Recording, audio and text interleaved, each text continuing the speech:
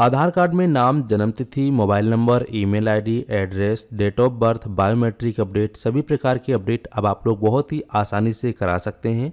अगर आप एक आधार कार्ड होल्डर हैं और आप सभी का आधार कार्ड बना हुआ है और आपके आधार कार्ड में अगर नाम गलत हो गया है तो आप यहां से नाम को अपडेट कर सकते हैं। अगर जेंडर गलत हो गया है तो जेंडर को भी अपडेट कर सकते हैं। अपने आधार कार्ड के अंदर नया मोबाइल नंबर को आप जोड़ सकते हैं या फिर अपने आधार कार्ड के अंदर आप ईमेल आईडी को भी अपडेट कर सकते हैं। या अगर आपको कोई नया एड्रेस अपडेट करना है तो आप नया एड्रेस अपडेट भी कर सकते हैं। अगर आपको अपने आधार कार्ड में जन्म तिथि यानी कि डेट ऑफ बर्थ को चेंज करवानी है तो आप उसको भी यहीं से चेंज करवा पाएंगे। अगर आपको अपने आधार कार्ड में आपको अपनी खुद की फ़ोटो को अपडेट कराना है तो आप ऐसे में बायोमेट्रिक ऑप्शन का सिलेक्शन करेंगे। इस ऑप्शन के माध्यम से आपके हाथों की 10 उंगलियां प्लस आपकी आंख का रेटिना और प्लस आपका फ़ोटो जो है चेंज हो जाएगा। तो इस प्रकार से आप लोग यहाँ पर अपने आधार कार्ड में ये सभी चीज़ें अपडेट करा सकते हैं। तो किस प्रकार से आप लोग अपने आधार में ये सभी चीज़ें अपडेट करा पाएंगे, वो भी मात्र 50 से 100 रुपये के बीच में। और इसके लिए आपको कहीं पर लंबी लाइनों का इंतज़ार नहीं करना पड़ेगा, मात्र 5 मिनट में ही आपका काम कंप्लीट हो जाएगा। और इसके लिए कौन कौन से डॉक्यूमेंट्स चाहिए, आज के इस वीडियो में आपको हम कंप्लीट प्रोसेस बताने वाले हैं कि किस प्रकार से आपको अपना रजिस्ट्रेशन करना है। तो वीडियो में आगे बढ़ने से पहले आपसे एक छोटी सी रिक्वेस्ट है कि अगर आप चैनल पे पहली बार आए हैं तो फटाफट चैनल को सब्सक्राइब कर लीजिए, साथ ही साथ नोटिफिकेशन बेल आइकन को ऑल पे क्लिक करके ऑन कर लीजिए ताकि आपको इसी प्रकार की इन्फॉर्मेटिव वीडियो मिलती रहे। तो आपको अगर अपने आधार कार्ड में किसी भी प्रकार का संशोधन यानी कि अपडेट करना है तो इसके लिए आप सभी को अपने मोबाइल फ़ोन में गूगल को ओपन करना होगा और यहाँ पर आपको सर्च करना है UIDAI। इतना सर्च करोगे और आपको इसकी ऑफिशियल साइट पे जाना होगा। यहाँ आपको फर्स्ट लिंक मिलेगा UIDAI.gov.in, आपको इसी पर क्लिक कर देना है। किसी भी थर्ड पार्टी वेबसाइट पर आपको नहीं जाना है, इसका आपको विशेष ध्यान रखना है। ये URL आप हमेशा चेक कर लेंगे। इसके बाद आपकी जो भी लोकल लैंग्वेज है आप उसको यहाँ पर सिलेक्ट कर लेंगे। इस प्रकार से आप सभी के सामने साइट ओपन हो जाएगा। ओपन होने के बाद आपको स्क्रॉल करते हुए नीचे आना है और फिर यहाँ पर आपको एक ऑप्शन दिखाई देगा, आप यहाँ पर देखेंगे बुक एंड अपॉइंटमेंट, आपको इसी पे क्लिक करना होगा क्योंकि इसी प्रकार के माध्यम से ही आप लोग जो है अपने आधार कार्ड में आसानी से कुछ भी अपडेट करा सकते हैं।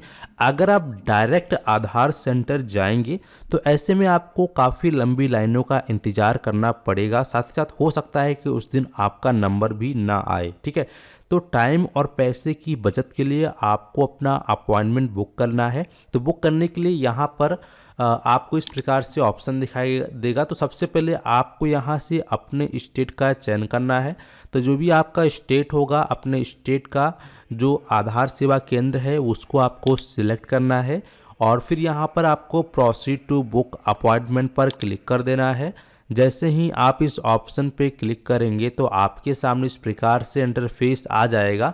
तो यहाँ पे अब आपको अपना एक नया मोबाइल नंबर डाल देना है या फिर आप अपने आधार कार्ड में कोई नंबर चेंज करवाना चाहते हैं तो वह नंबर डालेंगे, या फिर आपके आधार में पहले से वो नंबर रजिस्टर्ड है वही नंबर रखना चाहते हैं तो वह नंबर भी आप लोग यहाँ पर डालेंगे और फिर कैप्चा यहाँ डालेंगे, जनरेट OTP पर क्लिक करेंगे। जैसे ही आप सबमिट करते हैं तो आपके सामने इस प्रकार से पेज ओपन हो जाएगा। अब यहाँ पर देखेंगे आपका अपॉइंटमेंट टाइप में अपडेट लिखा हुआ रहेगा।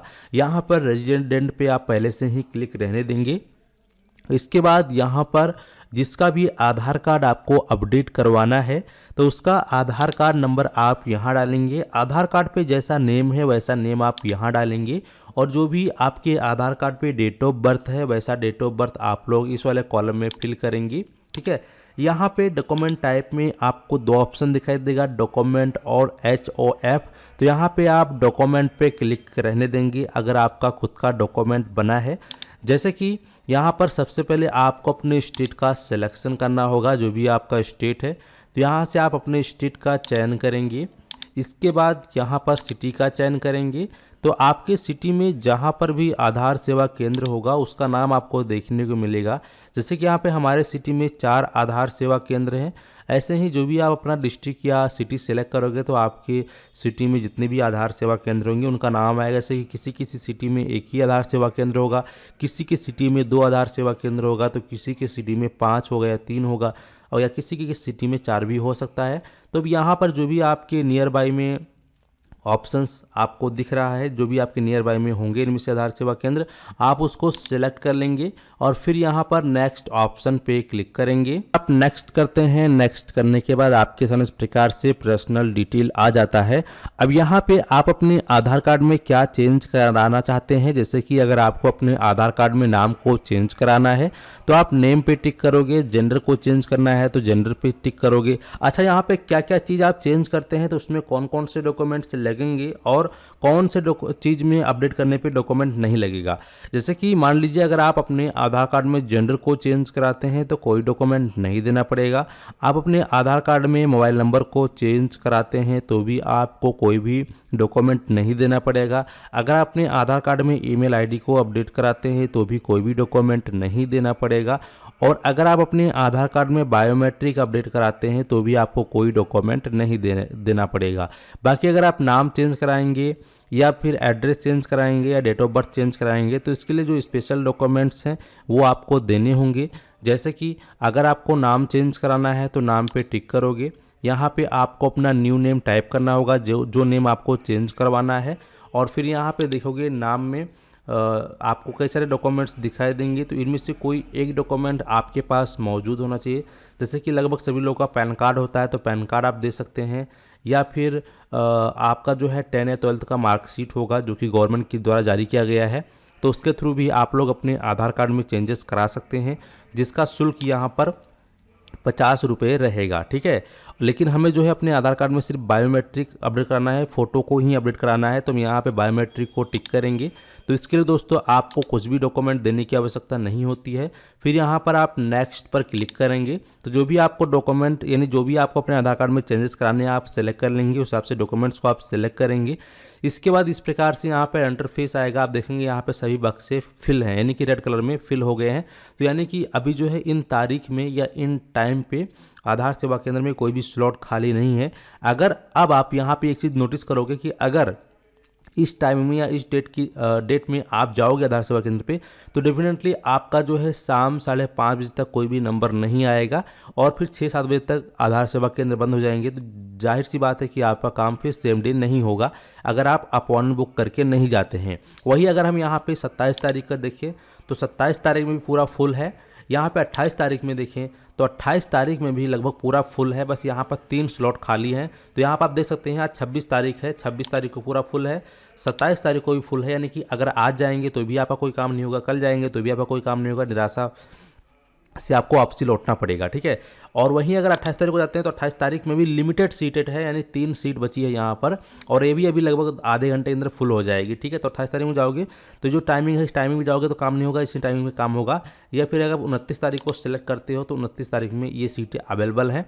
तो यहाँ पर जैसे मान लीजिए आपने जो टाइम सेलेक्ट किया है डेट, और उस डेट में जो टाइमिंग यहाँ पर हरा कलर में है वही टाइमिंग आपको सिलेक्ट करना होगा और उसी डेट और टाइमिंग में जाना होगा।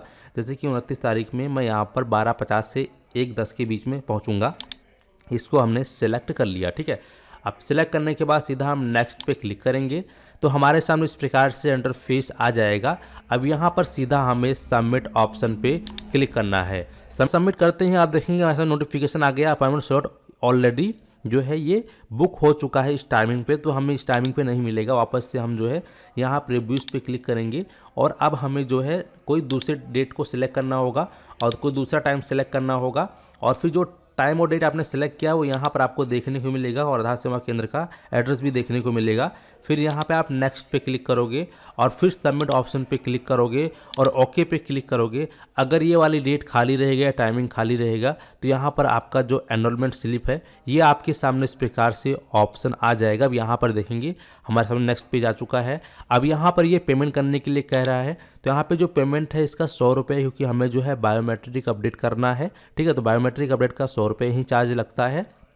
तो यहाँ पे ऑनलाइन पे क्लिक करेंगे और इसके बाद यहाँ पे पेयू को सिलेक्ट करेंगे और यहाँ पे UPI, net banking, debit card, credit card जिसके थ्रू आपको पेमेंट करना है उसको आप सेलेक्ट करोगे और मेक पेमेंट पर क्लिक करोगे। जैसे ही आप मेक पेमेंट पे क्लिक करते हैं तो आपके सामने पेमेंट पेज ओपन हो जाएगा और यहाँ पर आप देखेंगे आपको एक ऑप्शन दिखाई देगा स्कैन एंड पे। आप इस पर क्लिक करोगे और जनरेट क्यूआर पे क्लिक करोगे तो देखोगे आपके सामने जो क्यूआर कोड है जनरेट हो गया है। अब इसको स्कैन करोगे अपने फ़ोनपे, गूगल पे या पेटीएम से स्कैन करके पेमेंट करोगे तो आपका पेमेंट सक्सेस हो जाएगा और आपको जो है एनरोलमेंट स्लिप मिल जाएगा।